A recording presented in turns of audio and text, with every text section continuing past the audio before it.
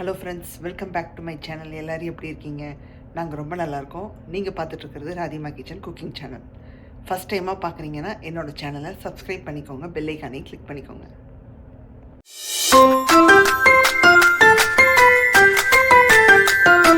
இன்றைக்கி நம்ம என்ன ரெசிபி பார்க்க போகிறோன்னா, மட்டனை வச்சு ஒரு சூப்பரான ஒரு கறி தாங்க பண்ண போகிறோம். செமி லிக்விடான கறி தாங்க, 1 பார்ட் கறின்னு சொல்லிக்கலாம். ஸோ ரைஸுக்காகட்டும், டிஃபன் ரெசிபிக்காகட்டும் எல்லாத்துக்குமே சூப்பராக இருக்குங்க. வாங்க அந்த ரெசிபியாக பார்த்துடலாம். என்னோடய சேனலை பற்றி ஒன்று சொல்லுங்க. என்னோடய சேனலில் நான் போட்ட வீடியோஸ்க்கு வந்து பார்த்திங்கன்னா வியூஸ் வருது, ஆனால் சப்ஸ்கிரைபர்ஸ் ரொம்ப கம்மியாக வருதுங்க. சப்ஸ்கிரைப் பண்ணாமல் நிறைய பேர் பார்த்துட்ருக்கீங்க. ஸோ என்னோடய சேனலுக்கும் கொஞ்சம் சப்ஸ்கிரைப் பண்ணிவிட்டு பாருங்கள். ஸோ தட் எனக்கும் வந்து கொஞ்சம் சந்தோஷமாக இருக்கும். என்னோடய சேனலையும் கொஞ்சம் சப்போர்ட் பண்ணுங்கள்.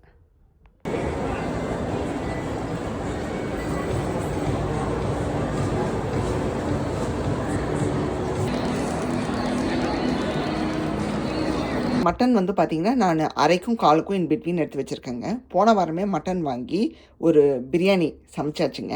இப்போது பிரியாணியை தாண்டி மேற்கொண்டு நான் கொஞ்சம் எடுத்து வச்சுருந்தேன், ஏதாவது கிரேவியோ சுக்காவோ பண்ணுறதுக்கு.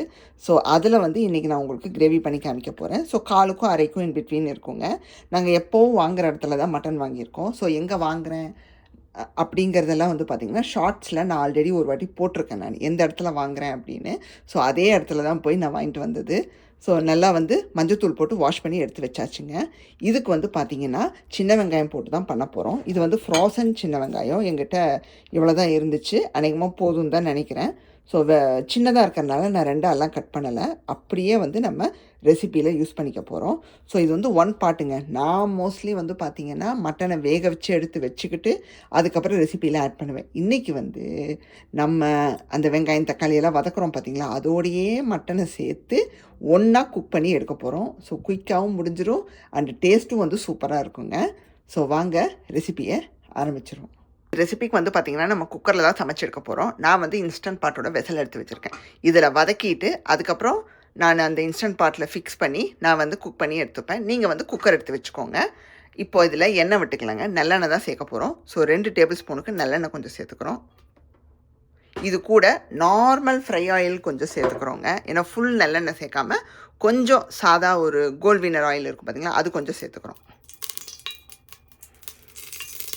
சேர்த்துட்டு நல்லா சூடாகட்டுங்க.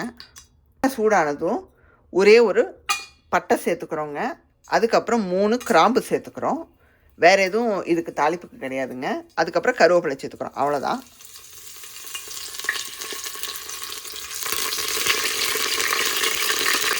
சேர்த்துட்டு இங்கே நம்ம எடுத்து வச்சுருக்கிற வெங்காயத்தை உள்ளே சேர்த்துறோம். வெங்காயம் நிறையா சேர்த்தா ஒரு மாதிரி ஸ்வீட்னஸ் கொஞ்சம் வந்த மாதிரி இருக்கும், அதனால் அளவாகவே சேர்த்துக்கோங்க. நீங்கள் வந்து ஃப்ரெஷ்ஷாக வெங்காயம் உரித்து கூட சேர்த்துக்கலாம், ரொம்ப நல்லாயிருக்கும். இங்கே வந்து ஃப்ரோசன் கிடைக்கும், அதனால் நாங்கள் அதை யூஸ் பண்ணிக்கிறோம். ஸோ வெங்காயம் நல்லா வதங்கி வரட்டுங்க.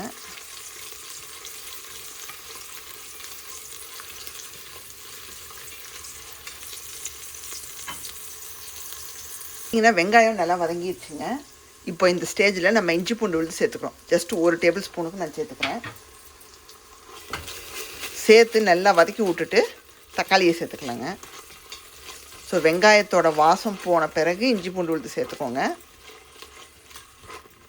ஸோ இஞ்சி பூண்டோட ஸ்மெல்லும் தரோவாக போகட்டும். ஸ்லோலியே வச்சுக்கோங்க, இல்லாட்டி இஞ்சி பூண்டு விழுது வந்து கரிஞ்சிரும்.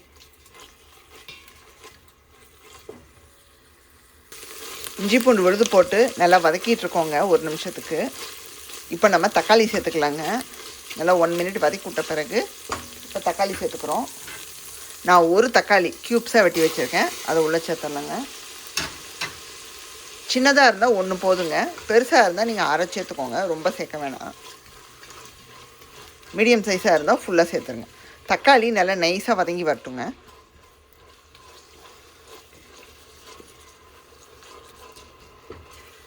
நமக்கு பார்த்தீங்கன்னா தக்காளி முக்கால்வாசி வதங்கிடுச்சுங்க, அப்படியே நைஸ் ஆயிடுச்சு.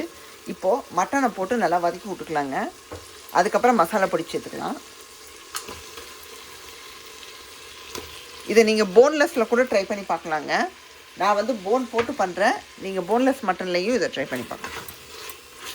ஸோ நல்லா வந்து கிளறி விட்டுறலாங்க வெங்காயம் தக்காளியோட. ஜஸ்ட் ஒரு 1 மினிட்டுக்கு நமக்கு அந்த மட்டன் வந்து நல்லா வதங்கட்டுங்க. அதுக்கப்புறம் மசாலா பொடியெல்லாம் சேர்த்துக்கலாம்.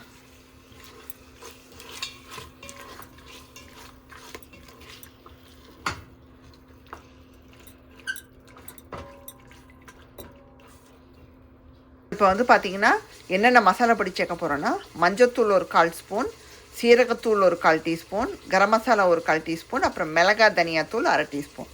இதில் வந்து மிளகா தனியா ரெண்டும் ஒன்றாவே கலந்துருக்கு. ஸோ மொத்தமாக நான் 1/2 டீஸ்பூனுக்கு எடுத்துக்கிட்டேன். நீங்கள் காரத்துக்கு ஏற்ப மிளகா தனியாக பார்த்து சேர்த்துக்கோங்க. தனித்தனியாக வச்சுருந்தீங்கன்னா இது மட்டும்தான் சேர்க்க போகிறோம்.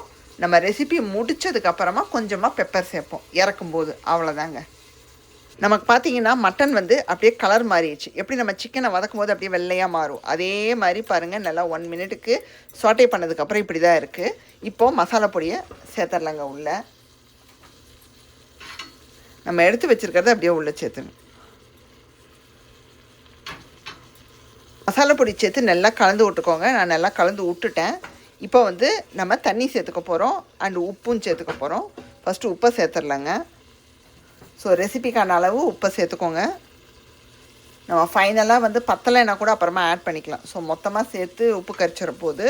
ஸோ கவனமாக சேர்த்துக்கோங்க. உப்பு வந்து அவங்கவுங்களோட ஒரு டேஸ்ட்டுக்கு தக்கன மாதிரி சேர்த்துக்கோங்க. நல்லா உப்பு சேர்த்து கலந்து விட்ட பிறகு இப்போ தண்ணி சேர்த்து நல்லா இதை குக் பண்ணி எடுத்துக்கிறோங்க. நான் வந்து இந்த கிரேவியை டேஸ்ட் பார்த்தேங்க. சூப்பராக இருக்குங்க. டேஸ்ட்டே வந்து அருமையாக இருக்குது. ஸோ இது வெந்து வந்ததுக்கப்புறம் இன்னும் சூப்பராக இருக்கும். இப்போ தண்ணி விட்டுக்கலாங்க. அளவாக தான் விடணும், ரொம்ப விட்டுறக்கூடாது நீங்கள். ஏன்னா மட்டன்லேருந்து கொஞ்சம் தண்ணி வெளிவிடும். ஜஸ்ட்டு நான் ஒரு 3/4 டம்ளர் தான் எடுத்து வச்சேன். ஸோ அந்த அளவு தான் விடுறேன். ஏன்னா நம்ம கன்சிஸ்டன்சியும் வந்து பார்த்திங்கன்னா கொஞ்சம் செமி லிக்விடாக தான் எடுப்போம். ரொம்ப தண்ணியாக குழம்பு மாதிரி பண்ண போகிறதில்ல. ஸோ நீங்கள் எந்த மாதிரி பண்ண போகிறீங்களோ அதுக்கேற்ற மாதிரி விட்டுக்கோங்க தண்ணியை. இப்போ தண்ணி ஊற்றிட்டு நம்ம குக் பண்ணி எடுத்துடலாங்க. நீங்கள் குக்கரில் உங்கள் மட்டன் எத்தனை விசிலில் வெந்து வருமோ அந்த அளவுக்கு வச்சு வேக வச்சு எடுத்துக்கோங்க. இன்ஸ்டன்ட் பாட்டில் வெசலை ஃபிக்ஸ் பண்ணியாச்சு. இப்போ மூடிட்டு விசிலெல்லாம் கரெக்டான பிளேஸில் வச்சுட்டு, என்னோடய மட்டன் வந்து பார்த்திங்கன்னா ப்ரெஷர் குக்கில் இது வந்து ஒரு மினிட்ஸ் கணக்கில் தான் நாங்கள் வைப்போம். ஸோ எந்த வந்து பார்த்திங்கன்னா கிட்டத்தட்ட 25 மினிட்ஸ் வைக்கிறேன். ஏன்னா அந்தளவுக்கு டைம் எடுத்துக்கும். ஸோ அப்போ தான் வந்து பஞ்சு மாதிரி வெந்து வரும். சூப்பராக வெந்து வந்துருச்சுங்க நம்மளுடைய மட்டன் கறி. நல்லா மட்டன் தரோவாக வெந்து, அப்புறம் அந்த தண்ணியும் டேஸ்ட்டு பார்த்தேங்க, சூப்பராக இருக்குது. நம்ம ஊற்றுனது கொஞ்சம் தண்ணி தான், மட்டன்லேருந்து நிறைய வந்திருக்கு. ஸோ கொஞ்சம் நம்ம ஒரு 2 மினிட்ஸ்க்கு நல்லா கொதிக்க வச்சுருவோங்க. அப்படியே உங்களுக்கு வந்து திக்காயிரும். நான் குக்கர்லேருந்து ஒரு வெசலுக்கு மாற்றிட்டேன், ஒரு கடாய்க்கு மாற்றிருக்கேன். ஸோ கொஞ்சமாக உப்பு பத்தாத மாதிரி இருந்துச்சுங்க. நான் லைட்டாக கொஞ்சம் சேர்த்துக்க போகிறேன். எனக்கு வந்து லைட்டாக அந்த டேஸ்ட்டு வந்து கொஞ்சம் இதுவாக இருந்துச்சு. ஸோ தேவைப்பட்டால் இந்த மாதிரி சேர்த்துக்கோங்க. வச்சுட்ருக்கும்போதே ஃப்ரெஷ்ஷாக நான் மிளகுத்தூள் ரெடி பண்ணி கொண்டு வந்திருக்கேங்க. 1 டீஸ்பூனுக்கு அதை சேர்த்துக்கிறோம். இதில் வந்து பார்த்திங்கன்னா நம்ம தேங்காய் விழுதோ எதுவுமே சேர்க்கலைங்க. இதுவே வந்து சூப்பராக இருக்குது. நான் வந்து அந்த தண்ணியை டேஸ்ட் பண்ணி பார்த்தேன், அற்புதமாக இருக்குங்க. உங்களுக்கு சப்போஸ் வந்து எனக்கு இந்த லிக்விடியாக இருந்தால் ஓகே தானே, இதே இப்படியே நீங்கள் கொத்தமல்லி தூவி இறக்கிக்கலாம். நான் வந்து இன்னும் கொஞ்சம் ஒரு 2 மினிட்ஸ்க்கு லைட்டாக கொதிக்க வைக்க போகிறேங்க. எனக்கு வந்து இன்னும் கொஞ்சம் லைட்டாக திக்காகணும். திக்கான பிறகு இறக்கிற வேண்டியதுதான். ஸோ போன்லேருந்து பாருங்கள் மட்டன் நல்லா வெளியே வந்து அற்புதமாக வெந்திருக்குங்க. நான் வந்து கிள்ளி அதான் பிச்சு சாப்பிட்டும் பார்த்துட்டேன். சூப்பராக வந்திருக்கு. என்னுடைய மட்டன் கறி வந்து பார்த்திங்கன்னா சூப்பராக ரெடி ஆயிடுச்சுங்க. அட்டகாசமாக இருக்குது. நான் வந்து ஆஃப் பண்ணிட போகிறேன். ஏன்னா இதுக்கு மேலே நான் கொதிக்க வைக்க போகிறதில்ல. ஏன்னா நம்ம இறக்கி வைக்கும்போது ஆற இன்னும் கொஞ்சம் திக்காயிரும். அதனால் இந்த கன்சிஸ்டன்சிலேயே நான் ஆஃப் பண்ணிட போகிறேன். ஜஸ்ட்டு ஒரு எகெயின் ஒரு 2 மினிட்ஸுக்கு தாங்க கொதிக்க வச்சேன் பெப்பர் போட்டதுக்கப்புறம். ஏன்னா ரொம்ப தண்ணியாக இருந்துச்சுன்னு சொல்லி. இப்போ வந்து கரெக்டாக இருக்குது. அண்ட் டேஸ்ட்டு வந்து அற்புதமாக இருக்குங்க. இப்போ ஃபைனலாக கொத்தமல்லி தூவி இறக்கிற வேண்டியது தான். இந்த கறியை வந்து நீங்கள் ரைஸில் போட்டு சாப்பிட்டீங்கன்னா அட்டகாசமாக இருக்குங்க. கூட ஒரு ஆம்லேட்டை மட்டும் போட்டு வச்சுக்கோங்க, அது போதும், வேறு எதுவுமே தேவையில்லைங்க. இன்றைக்கான ரெசிபி பார்த்துருப்பீங்க. இந்த மட்டன் கறி எவ்வளோ சூப்பராக பண்ணிட்டோன்னு கண்டிப்பாக ட்ரை பண்ணி பாருங்கள். சூப்பராக இருக்கும். உங்கள் வீட்லேயும் எல்லாருமே வந்து சூப்பராக என்ஜாய் பண்ணி சாப்பிடுவாங்க.